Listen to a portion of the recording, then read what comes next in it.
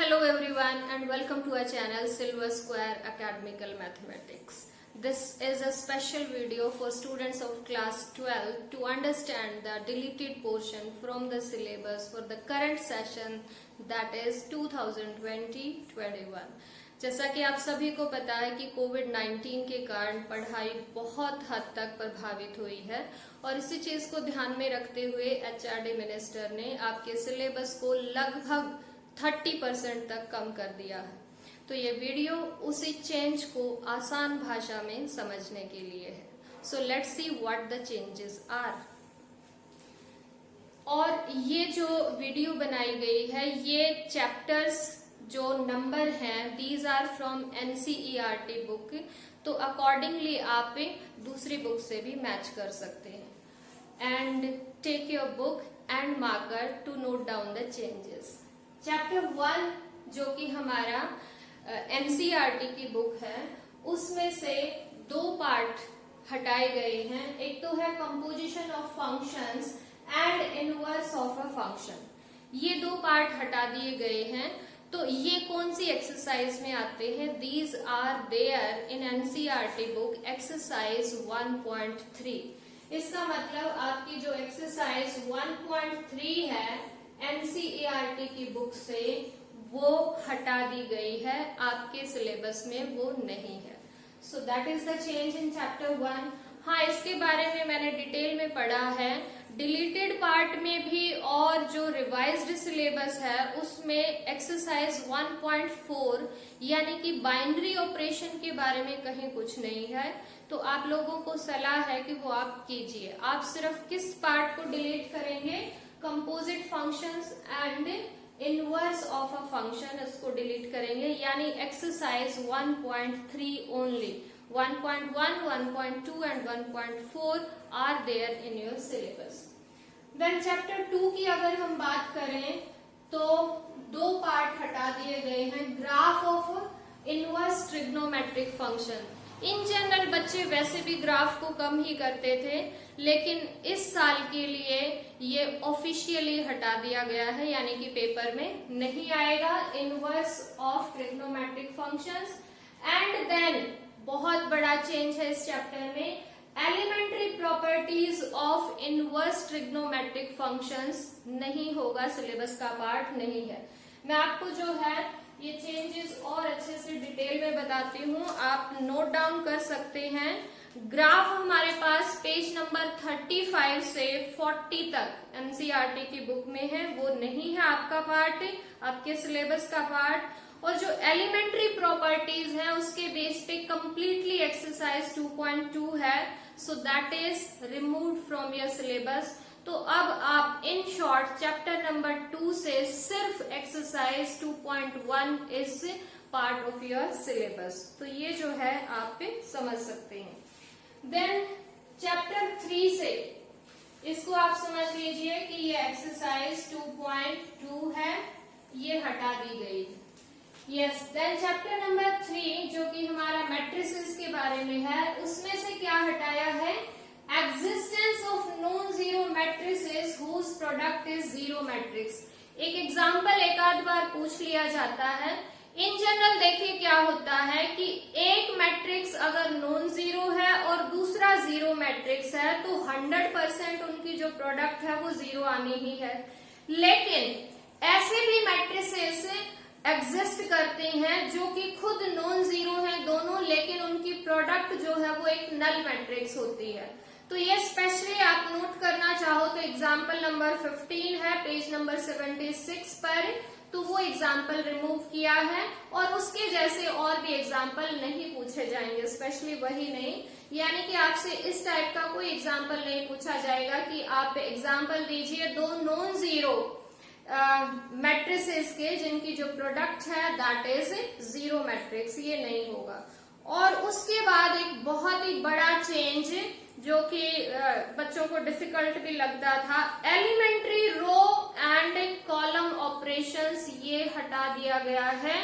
And इसकी बात करें हमें तो ये हमारे पास आती है page number 90 to 97 exercise 3.4 is deleted from your syllabus. Elementary row and column operations exercise 3.4 is deleted. ये आप नोट कीजिए. देन इसके बाद एक थ्योरम है proof of uniqueness of inverse, यानी कि इसमें होता है कि अगर किसी मैट्रिक्स का इनवर्स एग्जिस्ट करता है तो वो यूनिक होगा. ये थ्योरम है, ये विद प्रूफ हटा दी गई है और ये है theorem number 3 page number 91. Theorem number 3 page number 91 पर ये थ्योरम है. ये आपके सिलेबस में अभी नहीं है, इसको नोट कीजिए. तो this was the change in chapter 3. Now if we come about chapter number 4, then properties of determinants. बहुत ही एक तरह से इंपॉर्टेंट एक्सरसाइज हटा दी गई है, प्रॉपर्टीज ऑफ डिटर्मिनेंट्स, और ये एक्सरसाइज 4.2. ठीक है, exercise 4.2 is removed from chapter 4. इसके बाद ये जो छोटी सी बात है जो आगे लिखा हुआ है, consistency, inconsistency and number of solutions of linear equations. ये आपने इवन 10th क्लास में भी पढ़ा है कि अगर हमारे पास सिस्टम ऑफ इक्वेशंस है तो उसके जो है या तो कंसिस्टेंट होंगी या इनकंसिस्टेंट होंगी. इसका मतलब है कि या तो उसके सॉल्यूशंस होंगे, यूनिक सॉल्यूशन भी हो सकता है एंड इनफाइनाइट सॉल्यूशन भी हो सकते हैं, तो उनको बोलते हैं कि वो कंसिस्टेंट है. और अगर सॉल्यूशन नहीं है then they are called inconsistent. तो ये जस्ट प्रॉपर्टीज हटाई है, इसके बिहाफ पे कोई क्वेश्चंस या एक्सरसाइज नहीं है. But if you still mark note to down it is page number 133. एक छोटा सा पोर्शन है वो डिलीट कर दिया गया है, यानी कि आपको कॉन्सेप्ट के बारे में नहीं पूछा जाएगा. सो पेज नंबर 133 पे जो है वो ये कॉन्सेप्ट लिखा हुआ है, दैट इज ओनली रिमूव्ड. बाकी इसके बिहाफ पे जो क्वेश्चंस होंगे they are still there in your syllabus. Then इसके बाद चैप्टर नंबर 5 की अगर हम बात करें, from NCERT, I am again repeating this, I am discussing from NCERT book.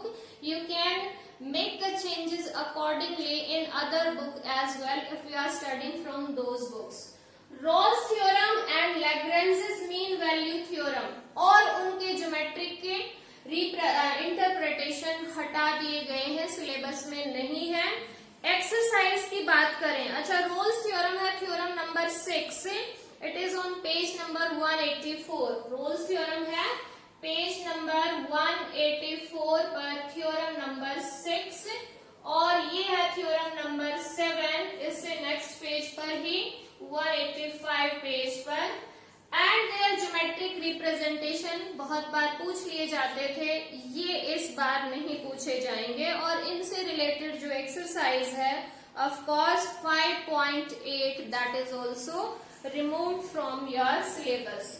तो exercise 5.8 will not be there in the current session. Yes, this is the change in chapter number 5.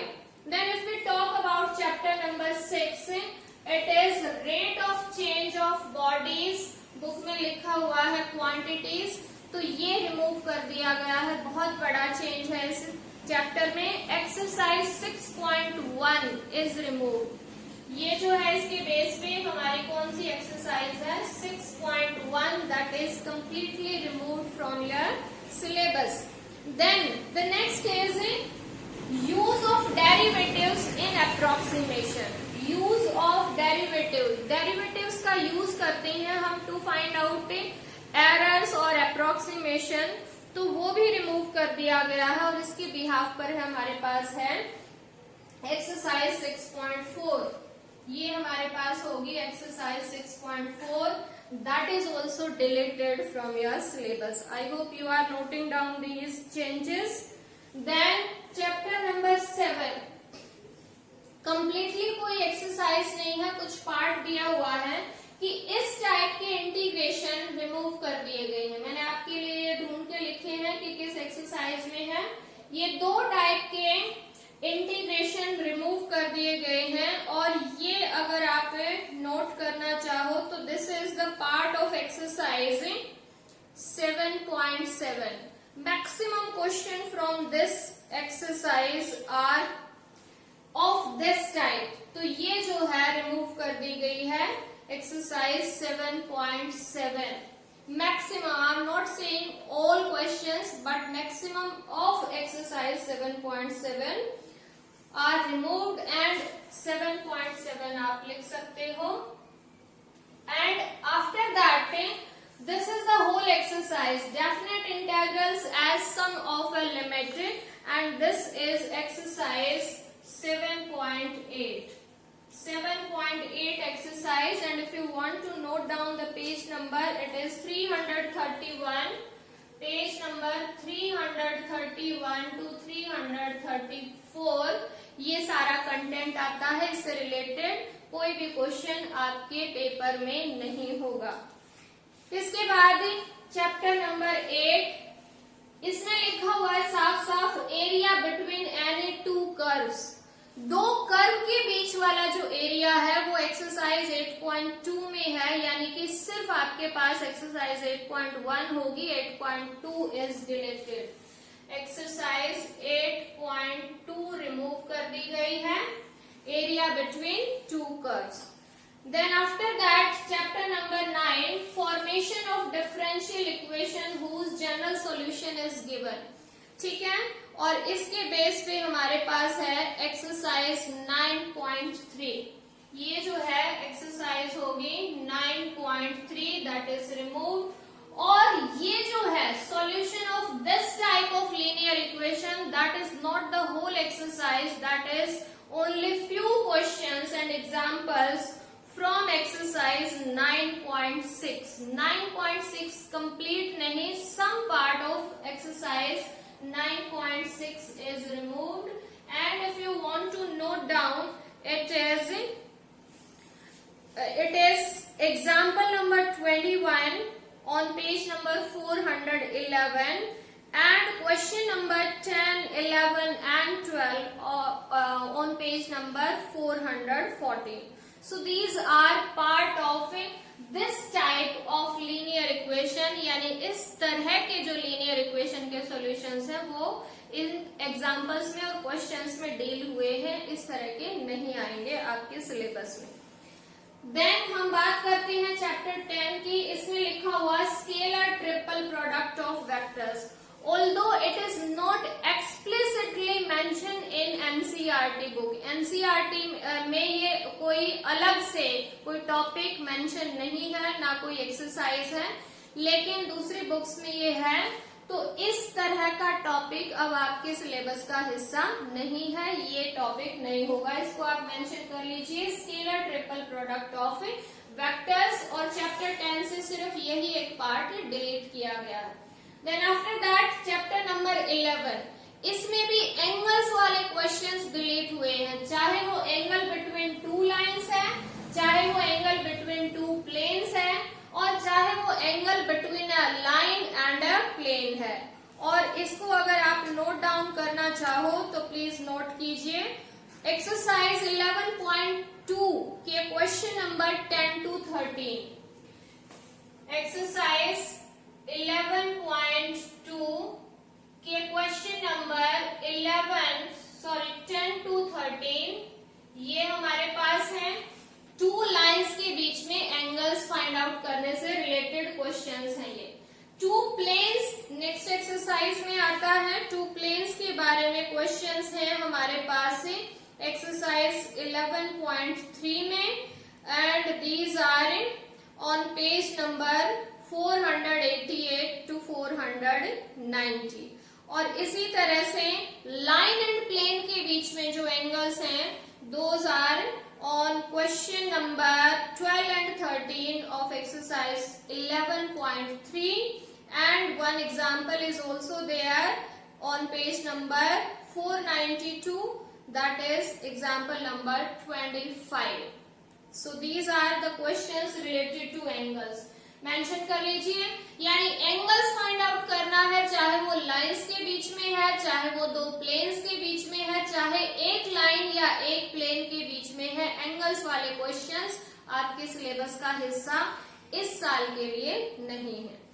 Then अगर हम बात करें chapter 12 की, mathematical formulation of LPP, ये delete कर दिया गया है और अनबाउंडेड फिजिबल रीजन भी डिलीट कर दिया गया है।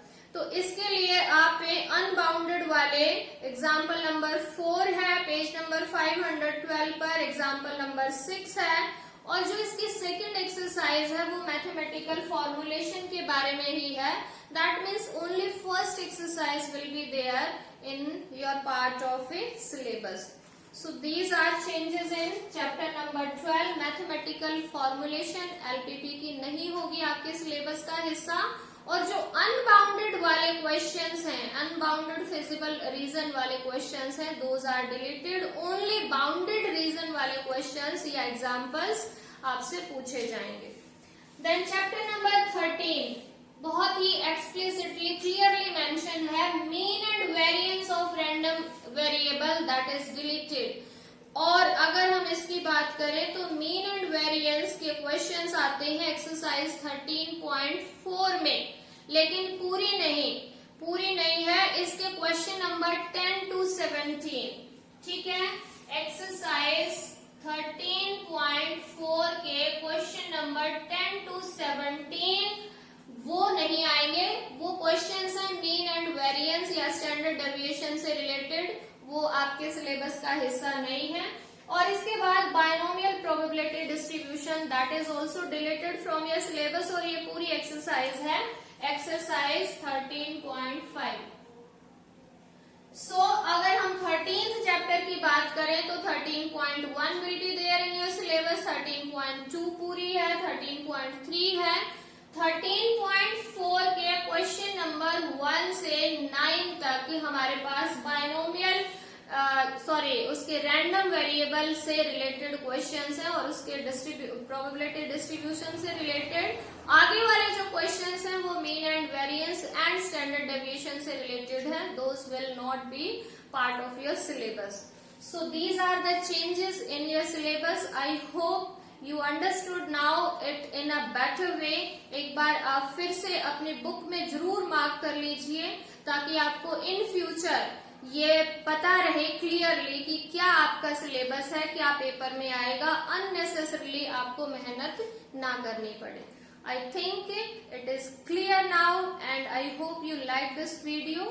Share the video to the students of class 12th and please keep watching for keep learning। I will be uploading more videos for the current syllabus।